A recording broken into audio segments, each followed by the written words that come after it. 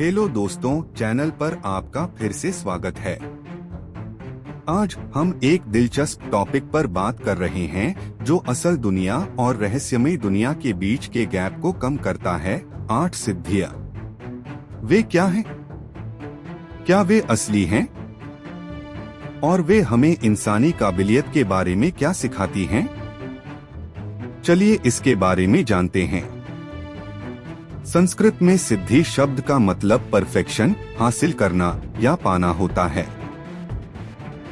योग और हिंदू फिलॉसफी के हिसाब से सिद्धियां बहुत खास काबिलियत या स्पिरिचुअल ताकतें हैं जिनके बारे में कहा जाता है कि वे एडवांस्ड मेडिटेशन प्रैक्टिस और सेल्फ डिसिप्लिन से पैदा होती हैं। इन्हें एक गहरी स्पिरिचुअल यात्रा का बाय प्रोडक्ट समझें, न कि खुद लक्ष्य। इन शक्तियों की सबसे मशहूर लिस्ट पतंजलि के योग सूत्रों से आती है, जिसमें 8 मुख्य सिद्धियों के बारे में बताया गया है, जिन्हें अक्सर अष्ट सिद्धियां कहा जाता है। तो चलिए इन 8 जबरदस्त काबिलियतों को समझते हैं। सबसे पहले हमारे पास एनिमा है। यह अपने शरीर को एटम के साइज तक छोटा करने की पावर है। सोचिए कि आप इतने छोटे हो जाएं कि आप दुनिया को सबएटॉमिक लेवल पर देख सकें। यह सिर्फ सिकुड़ने के बारे में नहीं है, यह असलियत के बेसिक हिस्सों को समझने के बारे में है। जिन योगियों ने यह सिद्धि हासिल की, वे थ्योरी के हिसाब से ठोस चीजों से गुजर सकते थे या हमारे यूनिवर्स को बनाने वाले पार्टिकल्स के मुश्किल डांस को देख सकते थे। यह धरती के एलिमेंट और फिजिकल रूप पर मास्टरी दिखाता है। इसके बाद महिमा है, जो अणिमा का बिल्कुल उल्टा है। महिमा अपने शरीर को बहुत बड़े साइज तक फैलाने की काबिलियत है। एक पहाड़ या खुद कॉस्मॉस जितना बड़ा बनने की कल्पना करें। यह सिद्धि प्रैक्टिशनर की यूनिवर्सल कॉन्शियसनेस से जुड़ने, बड़ी तस्वीर देखने और बड़ी कॉस्मिक स्कीम में अपनी जगह समझने की काबिलियत को दिखाती है। यह खुद की सीमाओं को पार करने और अनंत में मिल जाने के बारे में है। यह पावर स्पेस के एलिमेंट पर मास्टरी से जुड़ी है। तीसरी सिद्धि है लघिमा। इस शब्द का मतलब है हल्कापन, और यह लगभग बिना वजन के होने की शक्ति है। लघिमा वाला कोई व्यक्ति पानी पर तैर सकता है, हवा में चल सकता है या हवा में भी उड़ सकता है। इसे अक्सर संतों और योगियों की कहानियों में दिखाया जाता है, जो आसानी से ग्रेविटी को चुनौती देते हैं। यह क्षमता भौतिक दुनिया और शरीर के भारी बोझ से मुक्ति दिलाती है। यह हवा के तत्व पर महारत दिखाती है, जिससे साधक पूरी आजादी और शान से चल सकता है, बिना किसी वजन या घनत्व के एहसास के।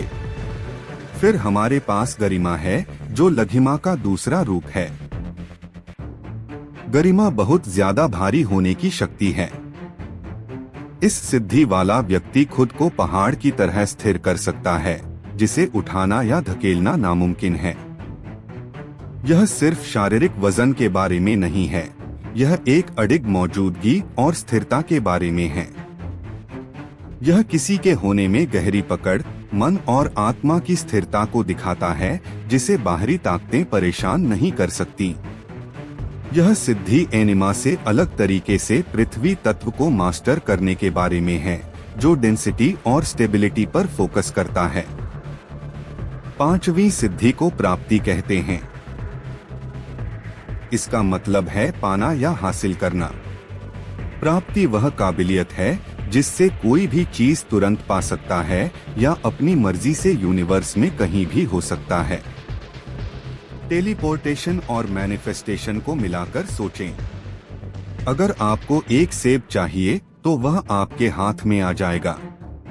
अगर आप किसी दूर के तारे पर होना चाहते हैं तो आप वहीं होंगे। यह शक्ति इस सिद्धांत को दिखाती है कि चेतना असलियत पर असर डाल सकती है। यह समझने के बारे में है कि इच्छा और असलियत के बीच की दूरी को एकाग्र इरादे से कम किया जा सकता है। इसके बाद हमारे पास प्राकाम्य है। यह सिद्धि जबरदस्त इच्छा शक्ति की शक्ति देती है। इसका मतलब है कि कोई जो चाहे उसे हासिल कर सकता है, सिर्फ अपने लिए नहीं बल्कि दूसरों के लिए भी। यह अपने इरादों को दुनिया में पूरी तरह से पक्के तौर पर जाहिर करने की क्षमता है।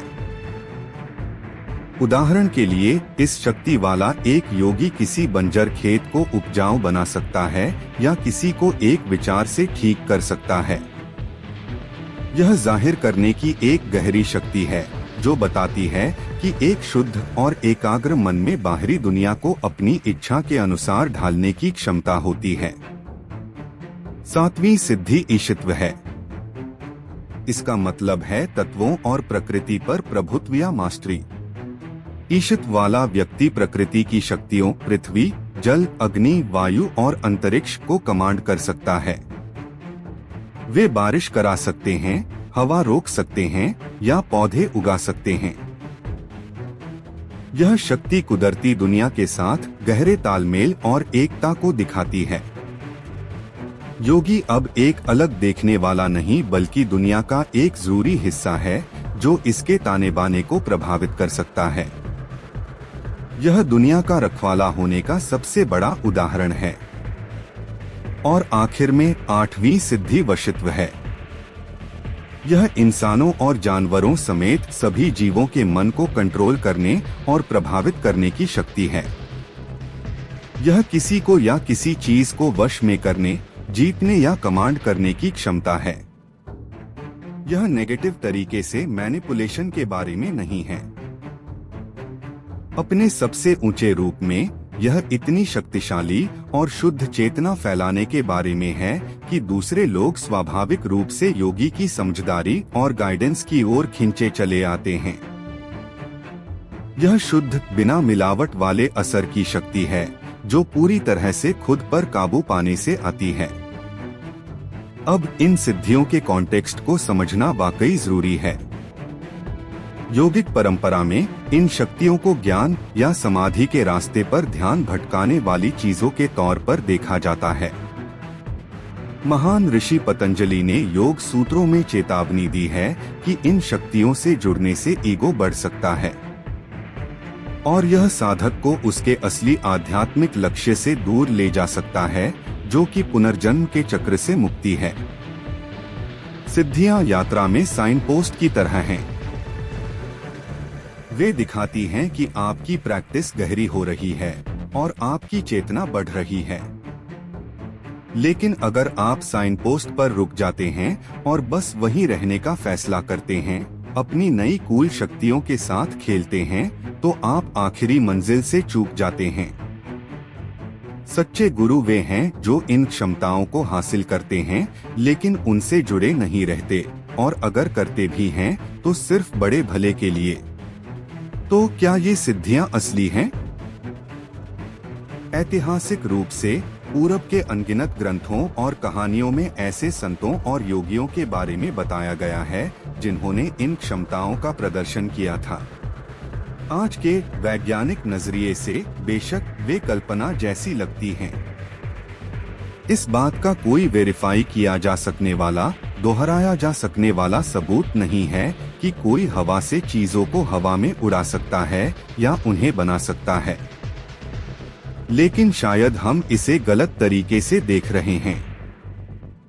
हो सकता है कि सिद्धियां सिर्फ असल शारीरिक शक्तियां न हो सकता है कि वे इंसानी चेतना में छिपी हुई क्षमता के गहरे उदाहरण हों। आइए साइकोलॉजिकल नजरिए से इन पर फिर से विचार करें। एनिमा, जो एक एटम जितना सिकुड़ जाता है, गहरे आत्मनिरीक्षण और खुद को जानने की क्षमता को दिखा सकता है। महिमा, जो यूनिवर्स के साइज तक फैल जाती है, यूनिवर्सल प्यार और हमदर्दी का अनुभव हो सकता है। लघिमा, यानी वजन कम होना, स्ट्रेस और एंजाइटी को दूर करने का एहसास हो सकता है।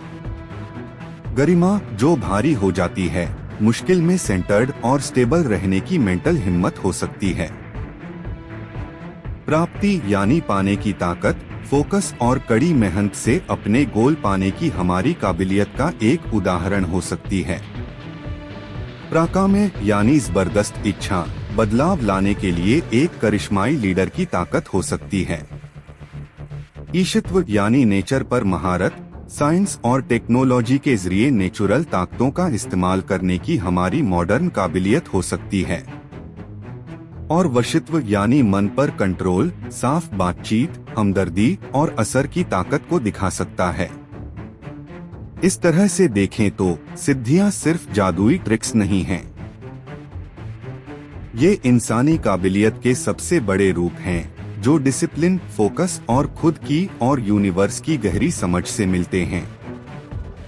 ये हमें सिखाते हैं कि असली ताकत फिजिक्स के नियमों को तोड़ना नहीं है, यह हमारी अपनी अंदर की दुनिया के नियमों को मास्टर करना है। योग का रास्ता अंदर की ओर एक यात्रा है। सिद्धियां वे अद्भुत नजारे हैं जो आपको रास्ते में दिख सकते हैं, लेकिन मकसद है सोर्स तक पहुंचना, उस शुद्ध, बिना मिलावट वाली चेतना तक जो आपका असली रूप है।